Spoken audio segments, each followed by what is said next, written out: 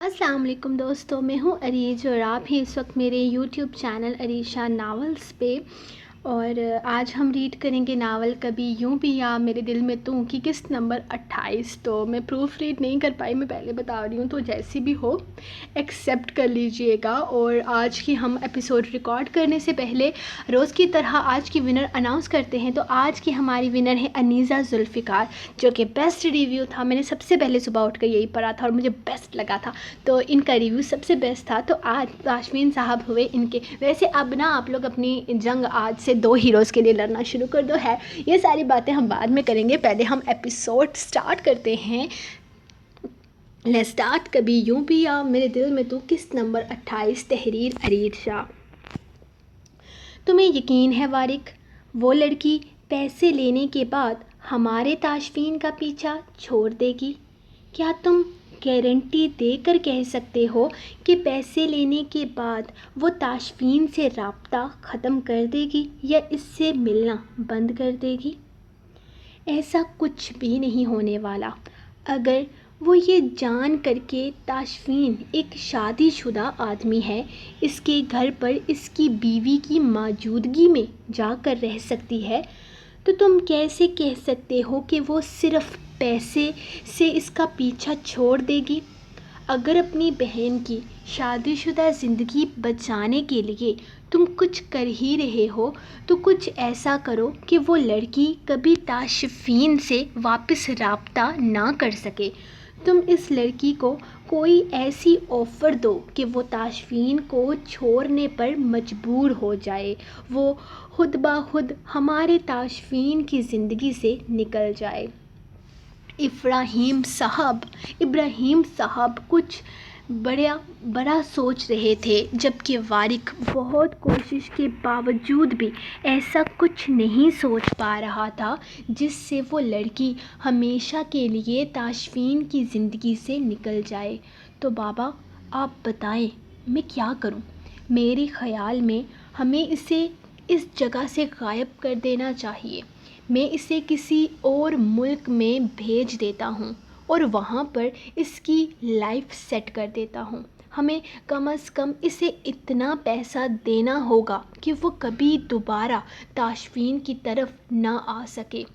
تمہیں لگتا ہے وہ پیسے کے لیے کچھ کر رہی ہے؟ نہیں وارق، تاشفین کے پاس کچھ بھی نہیں ہے، کچھ بھی نہیں۔ وہ خود ایک معمولی سی نوکری کرتا ہے۔ تمہیں لگتا ہے وہ تاشفین کے ساتھ اس کے پیسے کی وجہ سے ہے؟ نہیں، مجھے نہیں لگتا۔ وہ کسی اور چیز کی وجہ سے تاشفین کے ساتھ ہے۔ اسے اندازہ بھی نہیں ہے کہ تاشفین کے پاس دولت یا جائیداد ہے، بابا نے پرسکون انداز میں بتایا۔ وارق کو حیرت ہوئی۔ بابا اگر ایسی بات ہے تو پھر بھلا وہ اس کے ساتھ کیوں ہے؟ کہیں وہ سچ مچ میں تاشفین سے محبت تو نہیں کرتی؟ یہ سوچتے ہوئے اس کے دل کو عجیب سا احساس ہوا تھا۔ وہ کسی کی محبت میں دیوار نہیں بن سکتا تھا۔ اگر وہ سچ میں ایک دوسرے سے محبت کرتے تھے تو پھر دیوار تو تناوش تھی۔ میں نہیں جانتا، لیکن یہ محبت بھی ہو سکتی ہے۔ ابراہیم صاحب کافی دیر کے بعد بولے۔ ہاں بابا، ہو سکتا ہے وہ سچ میں تاشفین سے محبت کرتی ہو، لیکن اسے یہ حق کس نے دیا؟ اسے ایک شادی شدہ مرد سے محبت کرنے کا حق نہیں ہے۔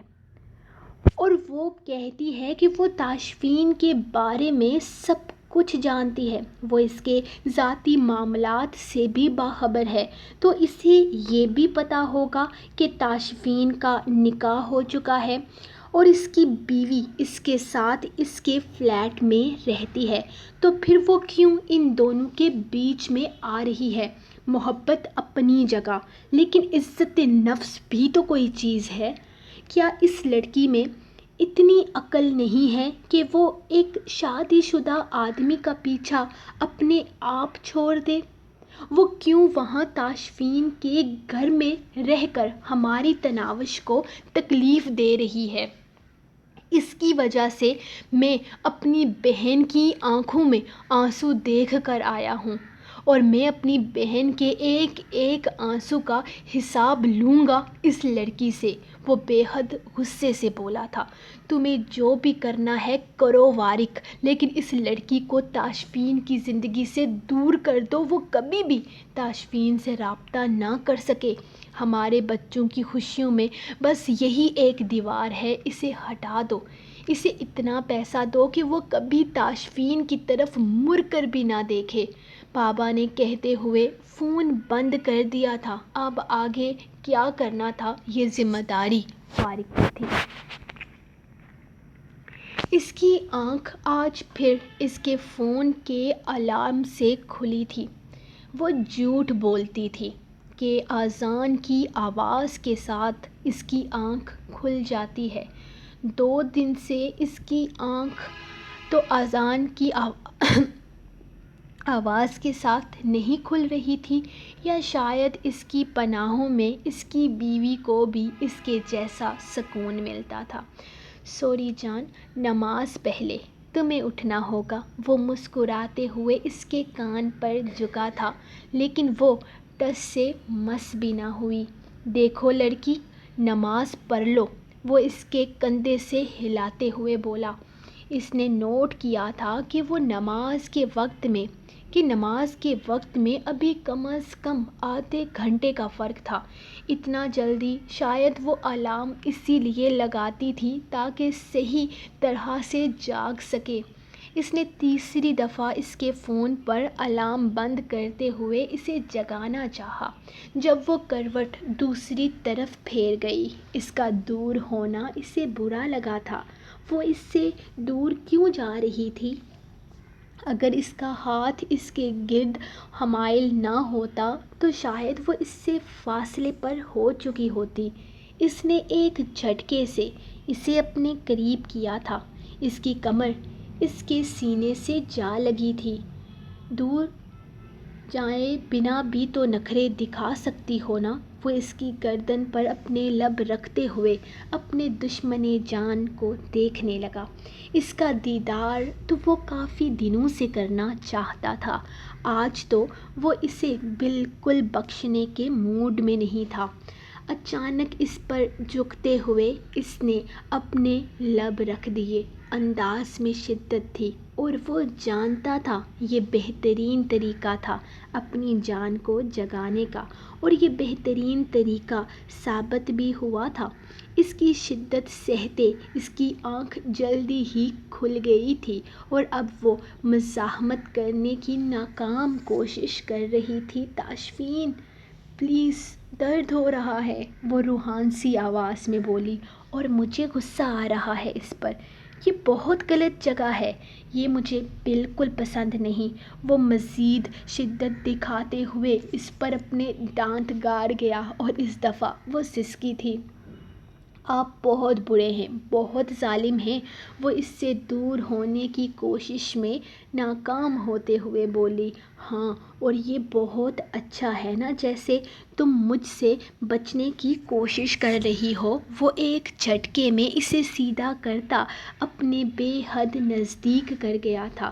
وہ معصوم ہے، بے زبان نہیں، کچھ سمجھنے کی صلاحیت نہیں رکھتا، لیکن آپ تو سمجھدار ہیں نا، کیوں اس معصوم پر بھیجا ظلم کرتے ہیں؟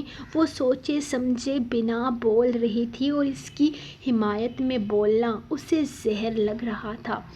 تم میرے سامنے میرے دشمن کے بارے میں بات کر رہی ہو؟ وہ معصوم ہے اور میں جلاد ہوں؟ وہ غصے سے اٹھ کر بیٹھ گیا اور اسے بھی ایک جھٹکے میں بٹھا چکا تھا۔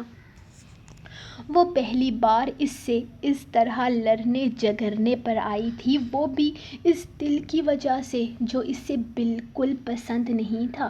ہاں، آپ جلاد ہیں، بہت ظالم ہیں، آپ ابھی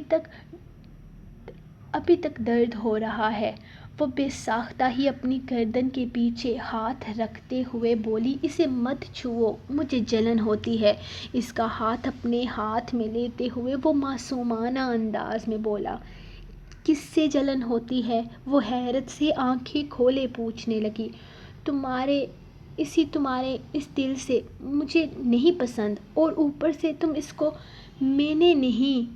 میں نے کچھ نہیں کیا، یہ اپنے آپ آئے ہیں میرے جسم پر اور تم نے آنے دیے۔ وہ اس کی بات کاٹتے ہوئے بولا، مجھ سے پوچھ کر تھوڑی نہ آئے تھے کہ میں کہہ دیتی بھائی صاحب آپ مت آئیں، میرے شوہر کو آپ سے جلن ہوتی ہے۔ وہ اس کی عجیب غریب باتوں کو سمجھ نہیں پا رہی تھی۔ وہ ایک دل سے جیلس تھا۔ اگر تم سے پوچھ کر بھی آتے نا تو تم اپنی خوبصورتی بڑھانے کے لیے کہہ دیتی ایک یہاں پر بھی ہو جائے تو کمال ہو جائے۔ وہ اس کی آنکھ کے اوپر انگلی رکھتے ہوئے بولا جب اگلے ہی لمحے اس کا چہرہ اپنے قریب کر کے دیکھنے لگا۔ یہاں بھی ہے؟ وہ اسے گھورتے ہوئے بولا۔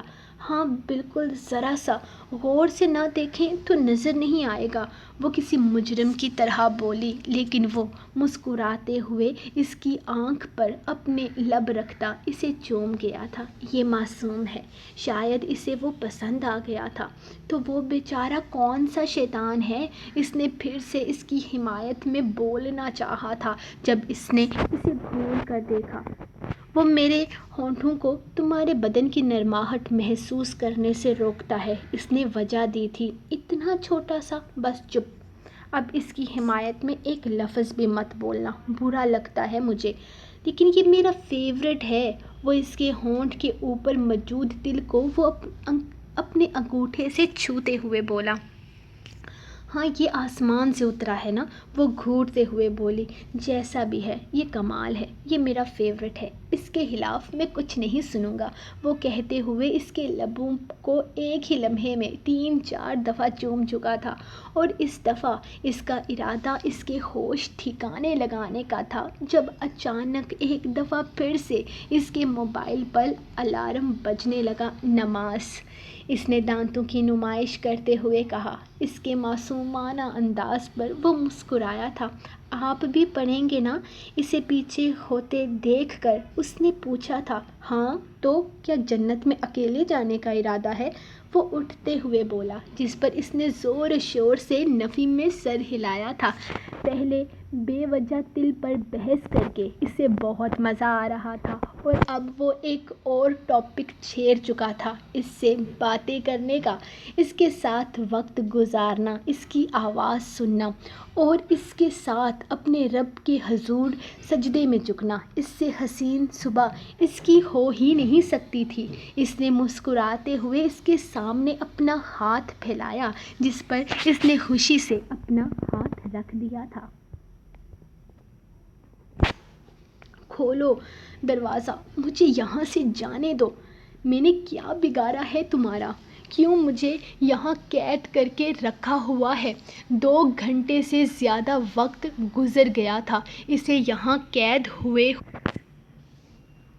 وہ اسے کھول ہی نہیں رہا تھا، نہ جانے وہ اس سے کون سی دشمنی نبھا رہا تھا۔ وہ جانتی تھی کہ تاشفین کی فیملی اس بات سے کافی زیادہ ناراض ہے کہ وہ کوئی لڑکی گرل فرینڈ رکھتا ہے، اسی لیے تاشفین نے صرف اپنی شادی توڑنے کے لیے جھوٹ بولا تھا، اور اس جھوٹ میں اس نے اسے بھی شامل کر لیا تھا۔ کل تک وہ صرف ایک مذاق تھا، لیکن آج وہ مذاق اس کے گلے پڑ گیا تھا۔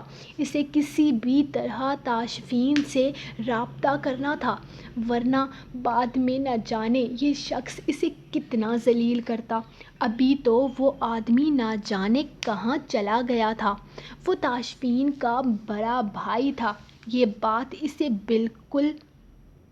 اسے آج پتہ چلی تھی، کیونکہ تاشفین نے کبھی اسے اپنے بڑے بھائی کے بارے میں کچھ بھی نہیں بتایا تھا۔ وہ یہ تو جانتی تھی کہ اس کی فیملی پاکستان میں ہے، جبکہ اس کی مدر یہیں پر رہتی ہے اور وہ اپنی شادی شدہ زندگی میں مصروف ہے۔ اس کا موبائل وہیں پر ٹرین میں گر گیا تھا، ورنہ وہ کسی بھی طرح تاشفین سے رابطہ کر لیتی اور اسے اس کے بھائی کا یہ کارنامہ سناتی۔ اس کے بعد تاشفین اس کا کیا حال کرتا ہے یہ تو وہ خود بھی نہیں جانتی تھی، لیکن وہ تاشفین سے رابطہ کیسے کرے؟ وہ سوچ سوچ کر پاگل ہو رہی تھی۔ یہ خالی کمرہ اس کو کاٹنے کو دھو رہا تھا۔ آج آپ آفس نہیں جائیں گے؟ وہ پیچھے سے آتا اچانک اسے اپنی باہوں میں قید کرتے ہوئے ایک بار پھر سے اس کے دل کی تلاش میں نظر دہرانے لگا۔ جب اس نے گھبرا کر سوال کیا، تم مجھے آفس کیوں بھیجنا چاہتی ہو؟ تاکہ میرے جانے کے بعد اپنے اس قاتلانہ دل پر غور و فکر کر کے اسے اور خوبصورت بنا سکو، تاکہ میں پھر سے اس پر فلیٹ ہو کر اس کو اپنی شدتوں سے مہکا دوں اور پھر تم مجھے ظالم اور جلاد کے لقبات سے نوازو۔ وہ بہت دور تک کی سوچے ہوئے تھا۔ اس نے ایک جھٹکے سے اسے سیدھا کرتے ہوئے اپنے قریب کیا۔ وہ بنا شرٹ پہنے ابھی ابھی نہا کر آیا تھا۔ اس کے بالوں سے ٹپکتا پانی اس کے چہرے کو بھی بھگو رہا تھا، جبکہ اس کی انتہائی قربت پر اس کا چہرہ لال ہونے لگا تھا۔ وہ اس کی باہوں میں بری طرح سے قید اس کے سینے سے لگی ہوئی تھی۔ مجھے سمجھ میں نہیں آتا، آپ اس دل سے نفرت کرتے ہیں یا وہ آپ کو اچھا لگتا ہے؟ اس کے سینے پہ ہاتھ رکھتے ہوئے اس نے اسے خود سے دور کرنا چاہا تھا، حالانکہ نظر چولہے کی طرف رکھی اپنی چائے پر تھی۔ تم سے یا تمہاری کسی چیز سے میں نفرت نہیں کر سکتا، اور یہ تو تمہارے جسم کا حصہ ہے۔ اس سے نفرت کروں گا تو کہاں جاؤں گا؟ بس ڈر ہے کہ کہیں مجھے اس سے تم سے زیادہ محبت نہ ہو جائے۔ یہ میری راتوں کی نیندیں اڑانے لگا ہے، مجھے سکون نہیں لینے دیتا۔ میں اسے فنا کر دوں گا۔ دھمکی میں بے شمار چاہت تھی۔ آپ آفس جائیں نا پلیز۔ اس نے ایک بار پھر سے پیچھے کی طرف دیکھتے ہوئے التجا کی تھی، جب اس نے آگے ہاتھ بڑھا کر چولہے کا بٹن بند کر دیا۔ اس چائے کے چکر میں تمہارا دھیان مجھ سے ہٹ رہا ہے، اور یقین مانو مجھے یہ چیز بہت بری لگتی ہے۔ اسی لیے اس نے اس کا چہرہ تھامتے ہوئے اپنے سامنے کیا تھا۔ اب تیار؟ وہ کچھ بولنا ہی چاہتی تھی جب اچانک وہ اس کے لبوں کو اپنی قید میں لے گیا۔ میری قربت میں رہ کر تمہیں ایک فائدہ ہوگا، ان لبوں کو کبھی سرخی کی کمی محسوس نہیں ہوگی، وہ شدت سے کہتے ہوئے ایک بار پھر سے اس کے لبوں کو اپنے لبوں کی قید میں لے گیا۔ جب اس کا فون بجنے لگا، شکر، اس نے پیچھے ہٹتے ہوئے دل میں کہنا چاہا تھا، لیکن نہ جانے کیسے اس کی آواز تیز ہو گئی۔ وہ اسے گھور کر رہ گیا، اور اس کی گھوری بتا رہی تھی کہ وہ اسے بخشنے والا نہیں ہے۔ اس نے دانت دکھاتے ہوئے اپنی غلطی کا ازالہ کرنا چاہا تھا، جبکہ وہ فون اٹینڈ کرتا، منہ پر دھمکی آمیز انداز میں ہاتھ پھیرتا وہاں سے نکل گیا تھا۔ یا اللہ جی، آفس میں کسی نے بلا لیا ہو۔ ان کا جانا بہت ضروری ہو اور یہ ابھی نکل جائیں۔ اس نے دونوں ہاتھ اوپر کرتے ہوئے دعا مانگی تھی، جب اچانک اسے کل صبح والی دعا یاد آئی۔ اللہ جی، کیا آپ نے کل میری دعا کو اتنا سیریس لے لیا کہ مائرہ کو ہم دونوں کے بیچ سے نکال کر یہاں سے بھیج دیا؟ کیا آپ نے مائرہ کو میری دعا کی وجہ سے یہاں سے بھیجا ہے؟ وہ آسمان کی طرف دیکھتے ہوئے بولی۔ اسے گلٹ سا محسوس ہوا تھا۔ یا اللہ، وہ جہاں بھی ہوں، آپ انہیں اپنے حفظ و ایمان میں رکھیے گا، اور ان کے لیے وہ کریں جو ان کے حق میں بہتر ہو۔ اس نے دل سے اس کے لیے دعا کی تھی۔ کمرے کا دروازہ کھلا اور وہ مغرورانہ انداز میں چلتے ہوئے اس کے سامنے آیا۔ مچھر کہیں کے، بس بہت برداشت کر لیا میں نے، اب میں ایک منٹ بھی یہاں نہیں رکوں گی۔ وہ غصے سے اسے دھکا دیتے ہوئے باہر کی طرف جانے لگی تھی، جب اچانک اس نے اس کا ہاتھ تھام کر اسے پیچھے دیوار کے ساتھ پن کیا۔ یہاں سے تم تب تک نہیں جا سکتی جب تک مجھے یقین نہیں ہو جاتا کہ تم میرے بھائی کی زندگی میں دوبارہ نہیں آؤ گی۔ کیوں نہیں جاؤں گی؟ میں جاؤں گی اور میں اسے بتاؤں گی تمہارے ان کالے کرتوت. میں اسے بتاؤں گی کہ تم نے میرے ساتھ کیا کیا ہے اور پھر دیکھنا وہ تمہارے ساتھ کیا کرتا ہے. اپنے انجام کے لیے تیار ہو جاؤ کیونکہ اب یہ بات صرف تاشفین تک نہیں جائے گی بلکہ میں پولیس میں جاؤں گی اور تمہارے خلاف رپورٹ کروں گی. وہ غصے سے بے حال ہوتے ہوئے بولی جب وہ طنزیہ انداز میں مسکرایا. نہ تو تم تاشفین کے پاس جاؤ گی اور نہ ہی اب تم پولیس کے پاس جاؤ گی بلکہ اب تم میرے ساتھ پاکستان چلو گی کیونکہ اب یہ میری ضد ہے کہ میں تمہیں کبھی زندگی میں تاشفین کے سامنے نہیں جانے دوں گا. اور وارق افراہیم اپنی ضد کا کتنا پکا ہے یہ تمہیں وقت رہتے احساس ہو جائے گا.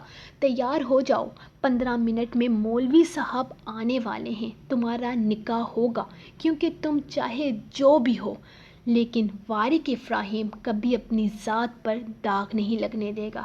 اسی لیے تم جیسی گھٹیا لڑکی کو میں اپنے نکاح میں لے رہا ہوں.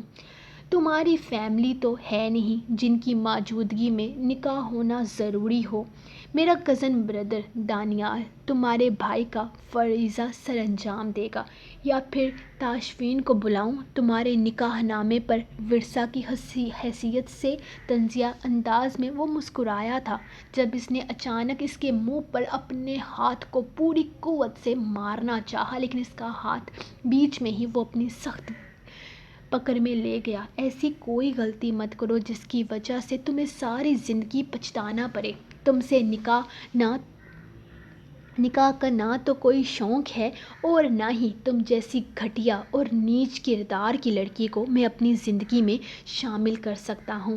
لیکن یہاں بات میرے بھائی بہن کی خوشی کی ہے اور میں ان کی خوشی کے لیے کسی بھی حد تک جا سکتا ہوں. وہ ایک جھٹکے میں اس کا بازو پیچھے دھکیلتے ہوئے کمرے سے نکل گیا جبکہ وہ ایک بار پھر سے پوری شدت سے دروازہ بجانے لگی لیکن بے سود.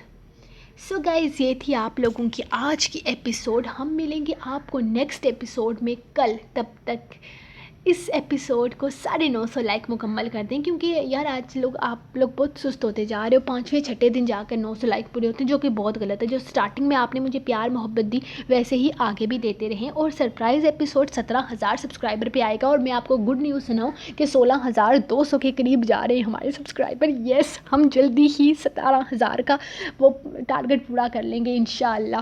تو ملیں گے ہم نیکسٹ ایپیسوڈ میں. تب تک کے لیے اپنے رائٹر کو دیں اجازت اور دعاؤں میں یاد رکھیں. اللہ حافظ.